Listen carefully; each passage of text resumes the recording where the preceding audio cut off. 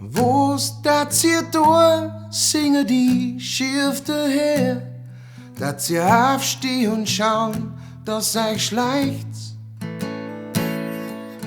Hört's mal gut zu und ich sing euch ein Lied. Und ich hoffe, ich sing nicht zu falsch für euch. Wird schon werden mit meinen Spätzeln dabei. Das haut schon hin mit meinen Spätzeln dabei. Ich versuch's mit meinen Spätzeln dabei.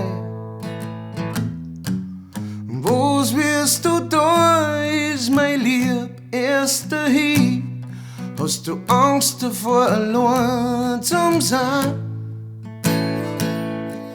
Und wie viel in mir ist der Tag erst vorbei, bist du schwer ums Herz, weil's niemand hast.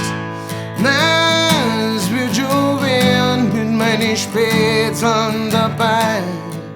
Das hat schon hin mit meinen Spätzeln dabei. Ich probier's mit meinen Spätzeln dabei. Brauchst du irgendeppen? Ich brauch wen, der mich mag. Komm, die sei irgendeppen.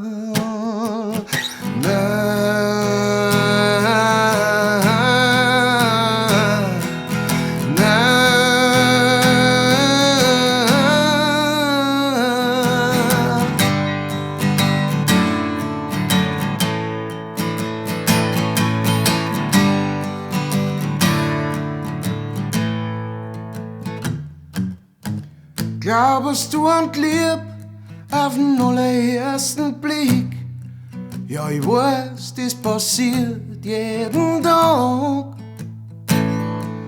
Und was tätst du da, wenn's das Licht overdreist? Es gehört mir, das kann ich dir nicht sagen. Wird schon werden mit meinen Spätzeln dabei. Das krieg ich hin mit meinen Spätzeln dabei. Ich versuch's mit meinen Spätzeln dabei. Brauchst du irgendeppen? Ich brauch wen, der mich liebt. Komm, das sei irgendeppen.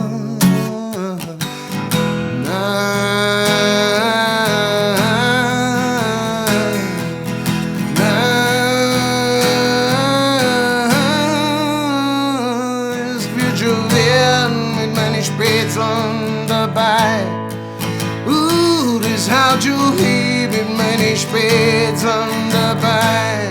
Ja, das kriegen wir schon mit den Spätzeln dabei. Das haut schon hin mit meinen Spätzeln dabei. Mit meinen Spätzeln dabei.